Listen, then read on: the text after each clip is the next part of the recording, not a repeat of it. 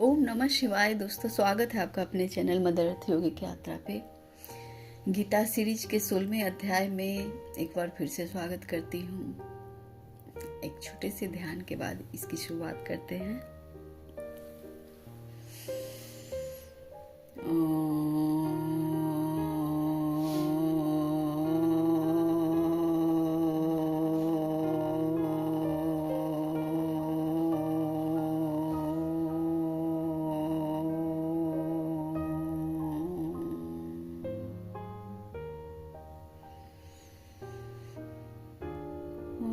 परम तत्वाय गुरुदेवाय मम षड्विश्वराय शाम्ब सदाशिवाय नमः शिवाय। गुरु ब्रह्मा गुरु विष्णु गुरुदेव महेश्वर गुरु साक्षात् परब्रह्म तस्मै श्री गुरुवे नमः। शिव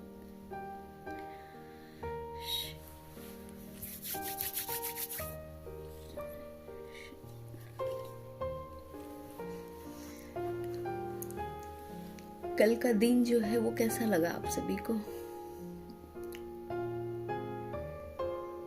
कल जरूर आपने कुछ ना कुछ फील किया अपने बॉडी में, अपने बॉडी के चक्रास में फील किया होगा। काफी वाइब्रेशन महसूस की होगी आप सभी ने। वो इसलिए कि कल का जो दिन था ना, उसमें बहुत सारे एक तरह से देवी देवता बोलते हैं उनको, भगवान की जितनी शाखाएं हैं उन सभी की मीटिंग्स थी। इसका मतलब आप लोग एक शब्द में समझो ना, गैलेक्टिक फेडरेशन की मीटिंग थी। मतलब सभी ग्रह अपने अलाइन में आ रहे थे। तो इसका जो प्रभाव है वो साधकों के शरीर पे जरूर पड़ता है, क्योंकि वो तत्व से अलाइन होते हैं, तत्व के साथ मर्ज होते हैं, आकाश तत्व, पृथ्वी तत्व। तो जो चीज जहाँ हो रहा है उन सबको महसूस करते ही ये अलग बात है कि समझ डिकोड करने में उन्हें थोड़ा सा समय लगता है। और इसके लिए हम लोग अध्ययन, अध्यापन या वार्ता का सहयोग भी लेते हैं और ऊपर से सहयोग लेते हैं। बाकी अंदर में अगर आप ध्यान में जाएं, मेडिटेशन में जाएं, तो वो स्वतः ही खुद ब खुद पता चलता है कि कौन से चक्रास पे कौन सा चक्रा स्पिन हो रहा है और उसके क्या मतलब हो हैं। तो उस तरह से डिकोड भी हो सकता है। तो कल आप लोगों ने कैसा फील किया अपने बॉडी में, अपने मन मस्तिष्क में जो प्रभाव पड़ रहे थे उसके, वो कैसा, या कुछ भी समझ में नहीं आया होगा, है ना? तो कल का यही दिन था। और आगे जो है हम लोग देवासुर संपद विभाग योग के बारे में जानेंगे गीता सीरीज में। ये देवासुर संपद विभाग योग क्या है? देव और असुर के जो गुण रूप के जो डिपार्टमेंट हैं, विभाग हैं, उन कौन से गुण का किस देव और असुर के साथ क्या कनेक्शन है, उनके बारे में हम लोग जानेंगे। इसलिए इस 16 अध्याय का नाम जो है देवासुर संपद विभाग योग है। तो आइए जानते हैं। श्री कृष्ण भगवान बोले, भय का सर्वदा अभाव, अंतःकरण की पूर्ण निर्मलता, तत्व ज्ञान के लिए ध्यान योग में निरंतर दृढ़ स्थिति और सात्विक दान, इंद्रियों का दमन, भगवान, देवता और गुरुजनों की पूजा तथा अग्निहोत्र आदि उत्तम कर्मों का आचरण एवं वेद शास्त्रों का पठन पाठन तथा भगवान के नाम और गुणों का कीर्तन, स्वधर्म पालन के लिए कष्ट सहन और शरीर तथा इंद्रियों के सहित अंतःकरण की सरलता, मन, वाणी और शरीर को किसी प्रकार से भी किसी को कष्ट न देना, यथार्थ और प्रिय भाषण, अपना बुरा चाहने वाले पर भी क्रोध न करना, कर्मों में कर्तापन के अभिमान का त्याग, अंतःकरण की उपरति, चित्त की चंचलता का अभाव, किसी की भी निंदा न करना, सब भूत प्राणियों में दया, इंद्रियों का विषयों के साथ संयोग होने पर भी उनमें आसक्ति का न होना, कोमलता, लोक और शास्त्र के विरुद्ध आचरण में लज्जा और व्यर्थ चेष्टाओं का अभाव। ये तो समझे हम लोग कि कर्म में जो कर्तापन है उसके अभिमान का त्याग करना है, निष्काम कर्म करनी है। अंतःकरण की उपरति जो है, अंतःकरण की उपरति, अंतःकरण जब साधक का निर्मल होता है तो उपरति होती है, उसकी ऊपर की ओर बढ़ती है, मतलब आचरण में दिव्यता का गुण समृद्ध होता है। तो उसी प्रकार उपरति, अंतःकरण की उपरति, चित्त की चंचलता का अभाव, शांत मन से इधर उधर 10 तरह की ज्ञान है, बहुत सारी आसपास की चीजें हैं, सभी चीजों पे ध्यान देना, किसी के बातों में टपक जाना, कोई मतलब बिना मतलब का जिसमें आपको शामिल होने की जरूरत भी नहीं है, इस चीज को फाइंड आउट करो। उसके बाद आपको समझ में आएगा कि आपका अपना काम क्या है और उस कार्य में कैसे तत्परता से लगा जाता है। तो ये सब जो भाव होते हैं इनके बारे में बतलाया गया है कि उपरति, चित्त की चंचलता का अभाव, चंचल मन को एकाग्र करो, शांत करो, अपने काम में ध्यान लगाओ, क्योंकि संसार तो भरी पड़ी हुई है आपको भटकाने के लिए, विषयों में घसीट के उसमें उसके कीचड़ को उसके कीचड़ से सन जाने के लिए। लेकिन मन की चंचलता का अभाव, किसी की भी निंदा न करना और सब भूत प्राणियों में दया, जितने भी प्राणी हैं सब में दया, और इंद्रियों का विषयों के साथ संयोग होने पर भी उनमें आसक्ति का न होना। अर्थात जब आप शामिल हो कहीं भी, किसी भी चीज में, शादी में, पार्टी में, सामाजिक प्राणी है मनुष्य, पारिवारिक प्राणी है, नित्य दिन ये लीलाएं हैं, ये जीवन है, तो उसमें शामिल होना ही पड़ता है। पर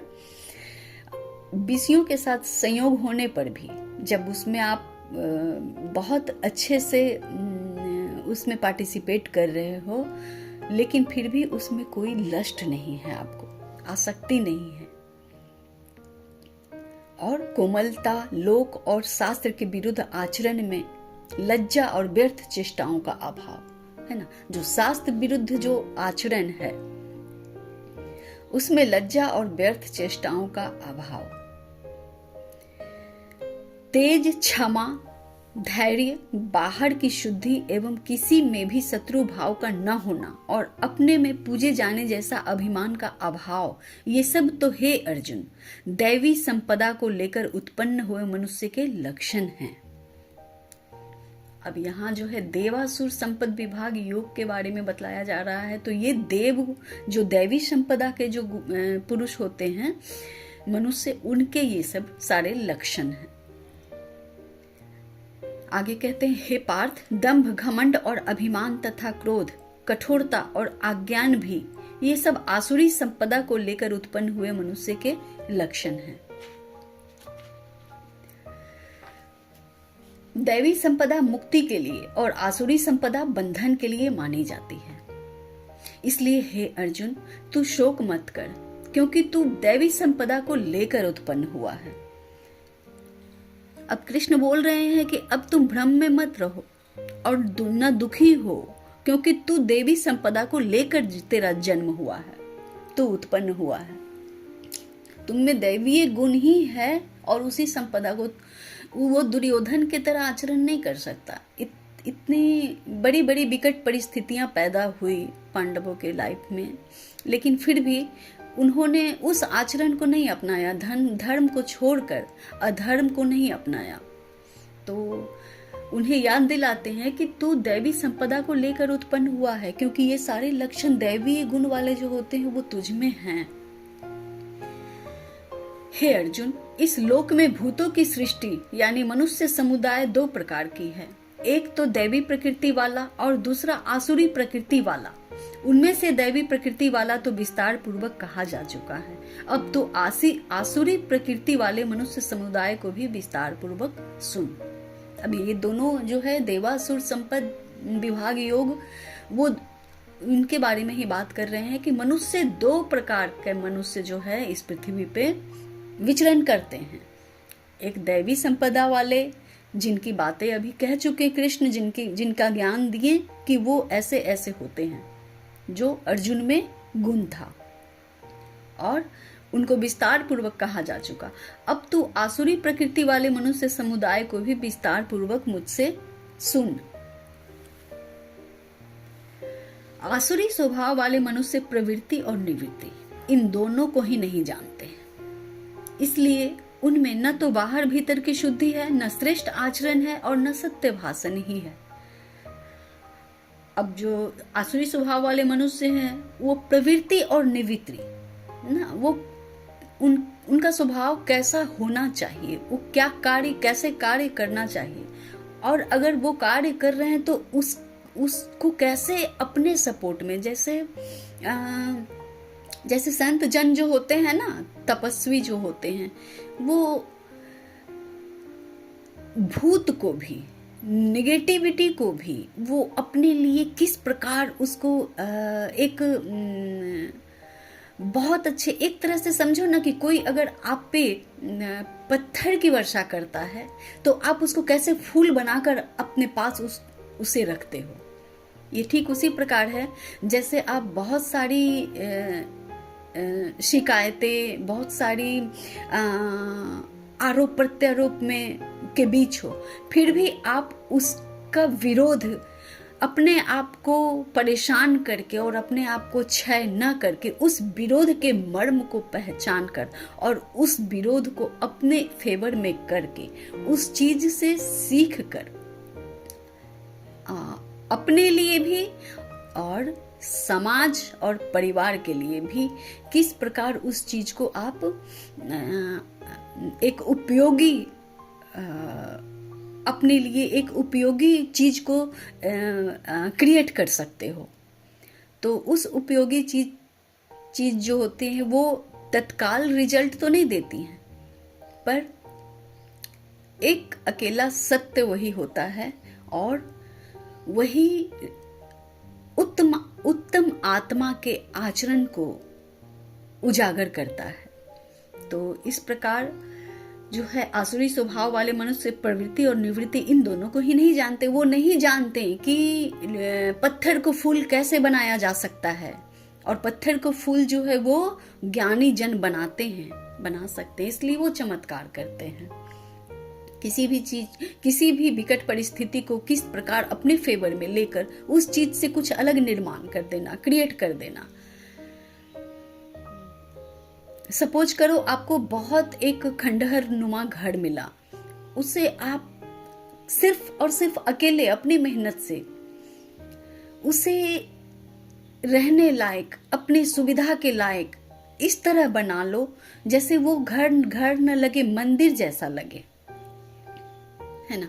तो इसमें क्या हुआ कि इसमें धन भी नहीं लगा, क्योंकि धन का अभाव संतों को रहता है, तो धन भी नहीं लगा। लेकिन क्या हुआ ना कि वो मंदिर, अब वो जो ऊर्जा वहां बनी, अब वो ऊर्जा आगे अवश्य स्थूल रूप से भी महल बनवाएंगी और वहां शुद्ध आचरण के कारण मंदिर जैसा वातावरण, शुद्ध, शांत, स्थिर, और जो भी उस मंदिर में आएंगे उनकी सारी दुख और प्रॉब्लम्स जो वो स्वतः ही हील हो जाएंगी। इस प्रकार का संत जनों के पास गुण होता है। और आसुरी स्वभाव वाले जो मनुष्य होते हैं वो प्रवृत्ति और निवृत्ति, वो न बनाना जानते हैं और न उस जो बिगड़ी हुई चीज अगर उन्होंने क्रिएट किया है तो उसे सुधारना भी नहीं जानते। इन दोनों को ही नहीं जानते, इसलिए उनमें न तो बाहर भीतर की शुद्धि है, न श्रेष्ठ आचरण है और न सत्य भाषण ही है। इसलिए वो अंदर से भी मलिन है, बाहर से भी वो जो बोलेंगे तो उनकी बातें न समझ में आएगी और स्वार्थ सहित होंगी उनकी बातें। अशुद्धियां होंगी उनमें, वो क्लियर बात भी नहीं बोल पाएंगे अपने आप अपने का, और न सत्य भाषण ही है, ना वो सत्य ही बोलते हैं। वे आसुरी प्रकृति वाले मनुष्य कहा करते हैं कि जगत आश्रय रहित, सर्वथा असत्य और बिना ईश्वर के अपने आप केवल स्त्री पुरुष के संयोग से उत्पन्न है, अतः केवल काम ही इसका कारण है, इसके सिवा और क्या है। क्या बोलते हैं? बोलते हैं कि ये जो जगत है वो उसके ऊपर कोई आश्रय रहित नहीं है, कोई भगवान नहीं है, और ये असत्य है, और ये बिना ईश्वर के अपने आप भी, ईश्वर कोई ईश्वर नहीं होता, ये अपने आप स्त्री पुरुष के संयोग से उत्पन्न है। स्त्री पुरुष मिले और उनके संयोग से ही ये उत्पन्न हुआ संसार, अतः केवल काम ही इसका कारण है, इसके सिवा और क्या है। तो केवल काम ही कारण है। काम में बहुत सारी चीजें आती हैं, कामना होती है। आप जिस चीज की इच्छा करो उसे पाओ और सुख भोगो, और ये कैसी प्रवृत्ति होती है? आसुरी प्रवृत्ति वाले मनुष्यों की।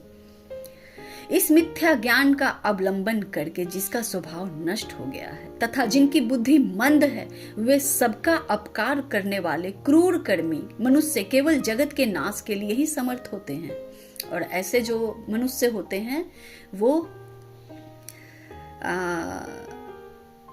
मिथ्या ज्ञान अवलंबन करके, वो उन्होंने सत्य की खोज नहीं की, वो सत्य को नहीं जानते हैं, वो सत्य सुनना भी नहीं चाहते हैं, और जिसका इस तरह के आचरण से उनका स्वभाव नष्ट हो गया है और उनकी बुद्धि मंद है ना, मंद बुद्धि वाले हैं वे सबका अपकार करने वाले, वो किसी का भी भला नहीं कर सकते, सबका अपकार करते हैं। क्रूर कर्मी, दूसरे जो कर्म करते हैं वो क्रूरता भरी होती है।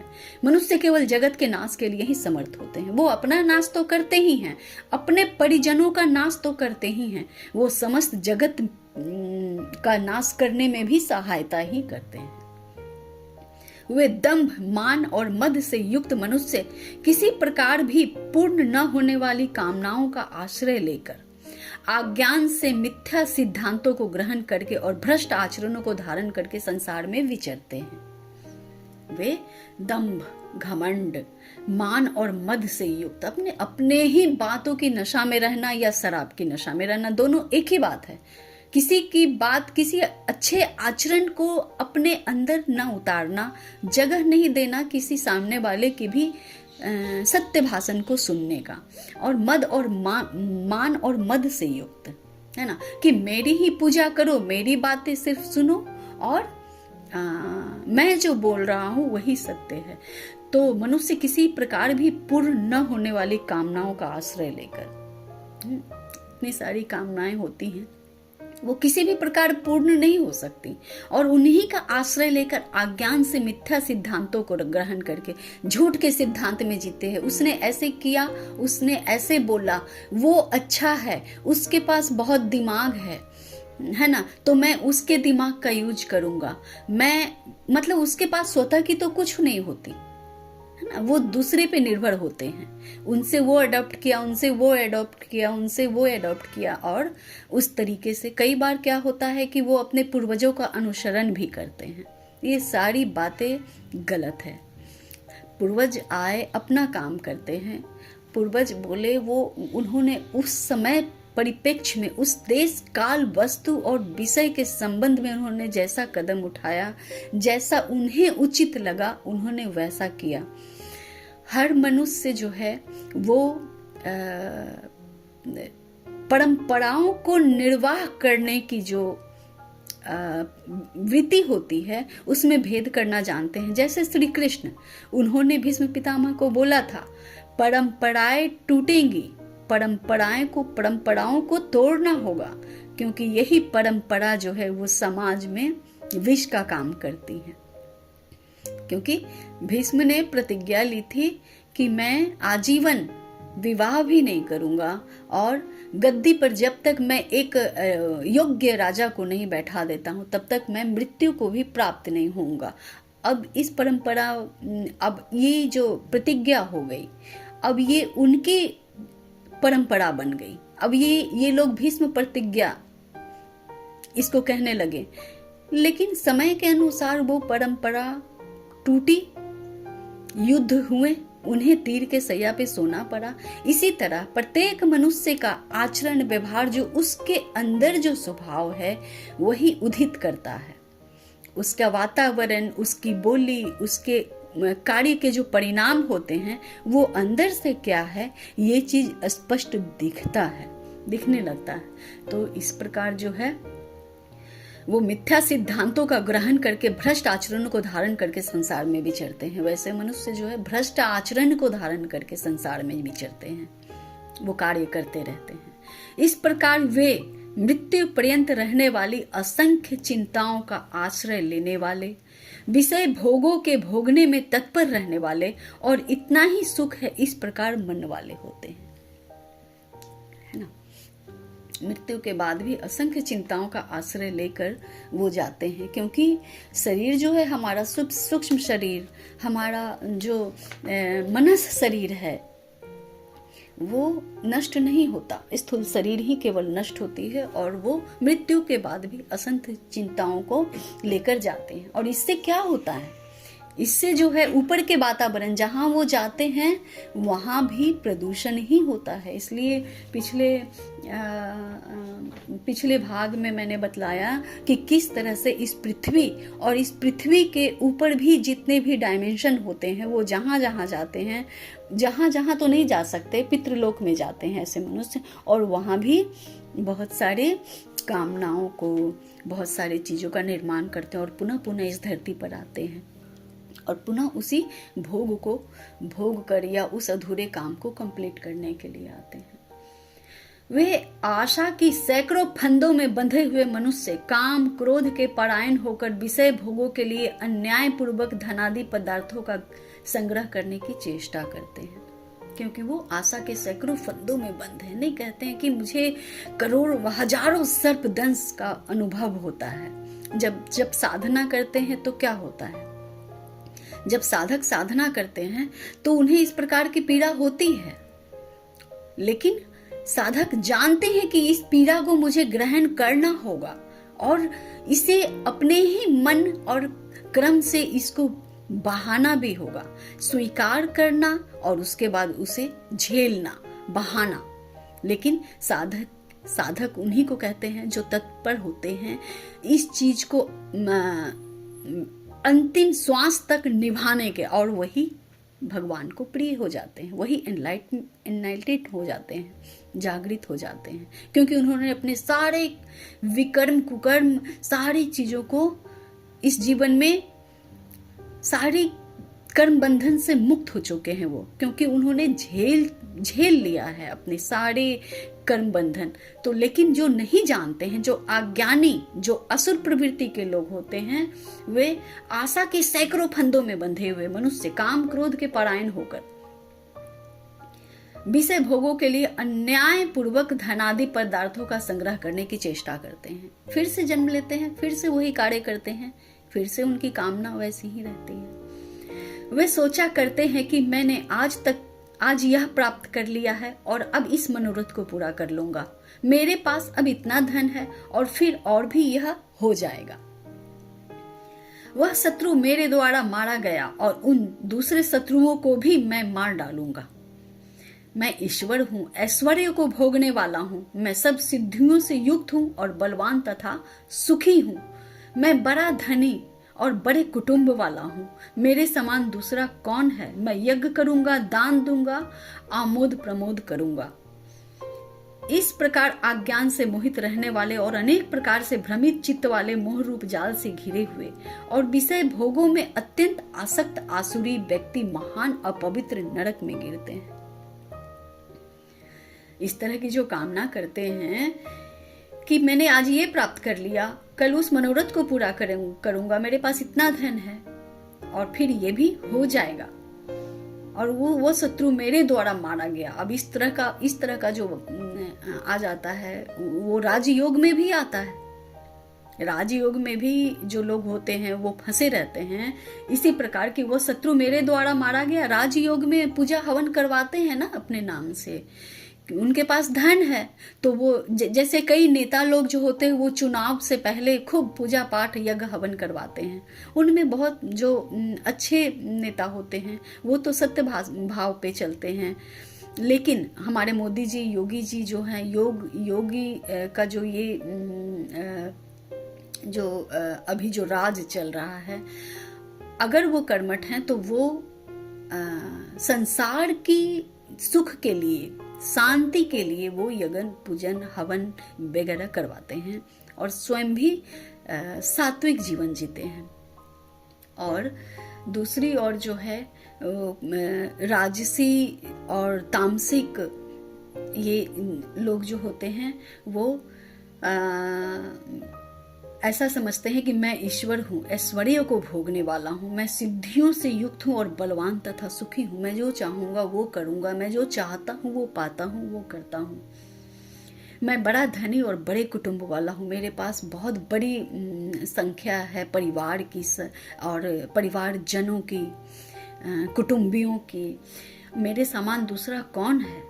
मेरे समान दूसरा कोई नहीं है।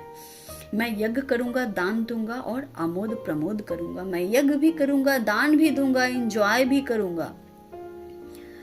इस प्रकार अज्ञान से मोहित रहने वाले और अनेक प्रकार से भ्रमित चित्त वाले मोह रूप जाल से घिरे हुए और विषय भोगों में अत्यंत आसक्त आसुरी व्यक्ति महान अपवित्र नरक में गिरते हैं। तो ऐसा जो आचरण करते हैं, ऐसे मनोदशा के साथ जो जीते हैं, ऐसे भोग के साथ जो जीते हैं, वो महान अपवित्र नरक में गिरते हैं।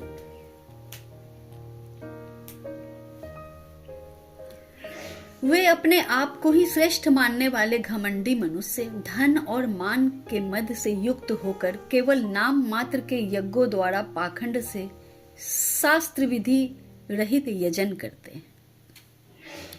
वह जो है वह स्वयं को ही श्रेष्ठ मानने वाले घमंडी मनुष्य धन और मान के मद से, धन भी है, प्रतिष्ठा भी है, मान भी है, उनसे युक्त होकर केवल नाम मात्र के यज्ञ द्वारा पाखंड से शास्त्र विधि रहित यजन करते हैं। जो शास्त्रों में विधित नहीं है वैसा यजन करते हैं, वैसी योजना करते हैं, वैसे चीज को अंजाम देते हैं।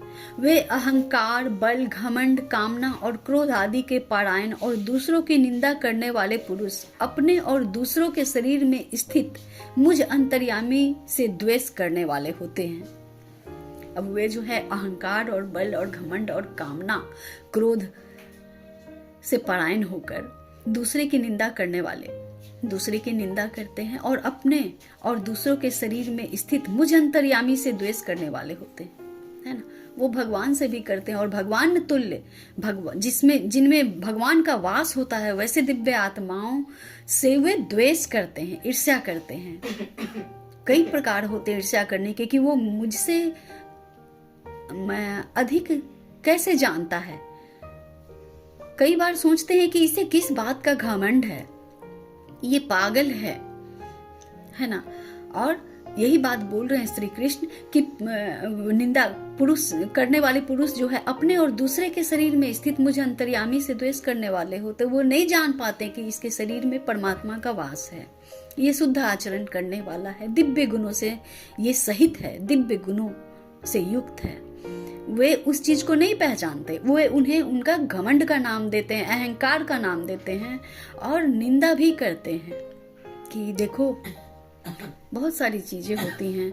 ये सब आसुरी प्रवृत्ति वाले लोगों के बारे में बतलाया गया है।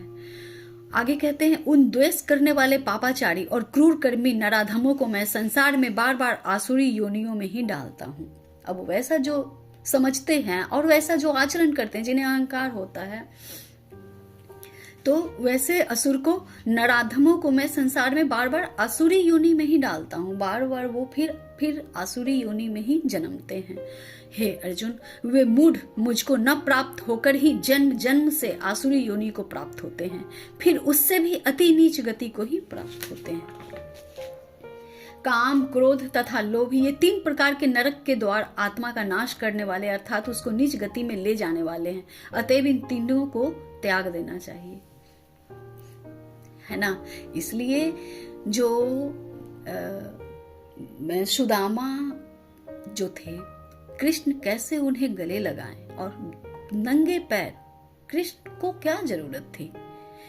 कृष्ण क्यों जरूरत थी? क्योंकि वो दिव्य पुरुष थे कृष्ण के स्वरूप में, लेकिन वो तो परमात्मा ही थे। अब बोलते हैं ना कृष्ण की दिव्य पुरुष के में, मतलब अर्थात मैं जिसमें वास करता हूँ, जिस पुरुष में वास करता हूँ। और स्वयं का भी अपमान करते हैं, मतलब अपमान का अर्थात बहुत सारे मतलब है। निंदा करना, उनको न पहचान पाना, उनको नहीं जान पाना कि उनके आचरण क्या है, उनके बोली क्या है। तो इस प्रकार अपराध हो जाती है, क्योंकि वो अज्ञानी होते हैं, वो जान नहीं पाते। जैसे श्री कृष्ण नंगे पैर दौड़कर अपने महल के द्वार के बाहर चले गए, अपने सुदामा को, अपने मित्र को जो फटे हाल में गरीब, उनसे भिक्षा मांगने आए थे, कुछ मांगने, क्योंकि उनकी पत्नी बोली थी कि आप अपने मित्र कृष्ण के पास जाइए, वो जरूर कुछ न कुछ करेंगे, आपका बचपन का मित्र है। क्योंकि धनाभाव में व्याकुल हो गए थे, उनका परिवार व्याकुल था, बहुत अपमानजनक स्थिति थी। तो वो जाते हैं कृष्ण के द्वार पे, जो भगवान थे, ईश्वर थे, राजा थे, कोई जो उनके द्वार से नहीं लौटता। तो वो नंगे पैर, और वो कृष्ण के साथ बचपन में जो भुजा खाने वाली बात हम लोग सबको ही जानते हैं कि वो जो उन्हें बताए बिना भुजा खा ली थी, इसी का परिणाम था कि वो इस जन्म में दरिद्र थे। लेकिन वैसे दरिद्र के लिए और वैसे चीटवाज के लिए भी भगवान के दिल में कितना प्रेम और दया है, जो उनके दर पे आ गया है ना, जो भगवान के द्वार पे आ गया, जिन्होंने भगवान के द्वार को खटखटाया, उनके लिए भगवान कैसे उपस्थित होते हैं, नंगे पैर दौड़े दौड़े, है ना, और गले लगाते और अपना आसन देते उन्हें बैठने के लिए। तो ये दिव्य पुरुष के लक्षण है, दिव्य आचरण है। गरीबी और अमीरी में मत जाओ, है ना, उन आचरणों को पहचानो। आचरण जो होते हैं वो दिव्य होते हैं, उनको अन्यथा कोई नाम न देकर मूढ़ पुरुष, मूढ़ मनुष्य ही उसे बहुत सारी बातों से उसको पुकारते हैं, उसके बारे में मिथ्या भाषण करते हैं, जिसका कोई तात्पर्य नहीं है, कोई अर्थ नहीं है। तो आगे कहते हैं श्री कृष्ण कि इन 3 प्रकार के नरक के द्वार आत्मा का नाश करने वाले, अर्थात उसको नीच गति में ले जाते हैं। अतएव इन तीनों को त्याग कर देना चाहिए, है ना। 3 चीज को त्याग कर देना चाहिए। क्या चीज को त्याग करना चाहिए? काम, क्रोध और माफ कीजिएगा दोस्तों, आज ये वीडियो सुबह सुबह उठकर मैं बना रही हूँ आप लोगों के लिए, कि जल्दी से जल्दी ये मैं आप लोगों को दे सकूं, क्योंकि ये जो फरवरी का समय है, जनवरी फरवरी तक इसकी जरूरत होने वाली हैं, आप हो रही हैं, आप लोगों को फील। और मेरी ये संकल्प थी कि मैं गीता को कंप्लीट करूंगी, इसलिए ये सुबह सुबह मौसम का जो असर है ना, इस कारण है। तो कृपया इन पे ध्यान मत दीजिएगा। आगे 3 प्रकार के कर्म जो होते हैं, काम, क्रोध तथा लोभ, ये इनको त्यागने योग्य है, इन्हें त्याग देना चाहिए। और काम, क्रोध और लोभ के अंतर्गत ही ये आसुरी प्रवृत्ति भी आती है। तो आगे कहते हैं, हे अर्जुन, इन तीनों नरक के द्वारों से मुक्त पुरुष अपने कल्याण का आचरण करता है, इससे वह परम गति की ओर जाता है। अब ये तीनों चीज जो है वो मुक्त होने पर पुरुष अपने कल्याण का आचरण करता है, अपना कल्याण करता है, अपने कल्याण की ओर जाता है, और इससे वो परम गति की ओर जाता है, उसकी आत्मा परम गति को प्राप्त होती है। जो पुरुष शास्त्र विधि को त्याग कर अपनी इच्छा से मनमाना आचरण करता है, वह न सिद्धि को प्राप्त होता है, न परम गति को, न सुख को ही, है ना। जो शास्त्र विधि, जो शास्त्र सम्मत बातें हैं, जो शास्त्र सम्मत आचरण है, जो शास्त्र सम्मत तप, योग, अध्यात्म, अध्ययन, ये सब बातें हैं, वो त्याग कर अपनी इच्छा से मनमाना आचरण करता है ना। क्योंकि वो तो सिद्ध हो चुका। कैसे सिद्ध हो चुका? वो धन से सिद्ध हो चुका, मान से सिद्ध हो चुका। तो वो मनमाना आचरण करता है और वो न सिद्धि को प्राप्त होता है, न परम गति, न सुख को ही। इससे तेरे लिए इस कर्तव्य और अकर्तव्य की व्यवस्था में शास्त्र ही प्रमाण है, ऐसा जानकर तू शास्त्र विधि से नियत कर्म करना ही योग्य है ना। ये कर्तव्य क्या है, अकर्तव्य क्या है, इस व्यवस्था में जो है शास्त्र प्रमाण है। शास्त्र को समझें, शास्त्र को पढ़ें, गीता को समझें, गीता को पढ़ें, ऐसा ही प्रमाण है। और कृष्ण अर्जुन को कहते हैं कि ऐसा जानकर तू शास्त्र विधि से नियत कर्म करना ही योग्य है। ये थी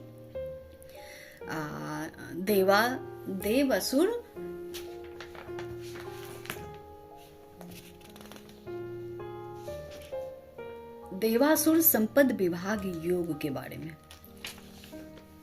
आशा करती हूं आप लोग समझे होंगे।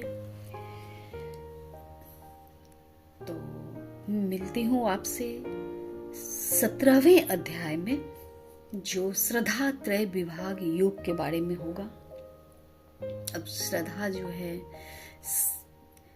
श्रद्धा युक्त हुए देवता पूजा कैसे करते हैं, उनकी स्थिति कैसी होती है, वो तामसी है या राजसिक है। जिनके मन में श्रद्धा है, श्रद्धा से जो भक्ति जन्म लेती है, उसके मूल स्वरूप क्या है, वो क्या होती है। जैसे भक्ति योग होती है ना, तो वो श्रद्धा में होती है। तो उनके बारे में हम लोग 17वें अध्याय में जानेंगे। और ये थी 16वें अध्याय, जो अब इति श्री कृष्ण अर्जुन संवादे देवासुर संपद विभाग योगे नाम 16 अध्याय। तो मिलती हूँ आपसे अपने 17वें अध्याय श्रद्धा तय विभाग योग में।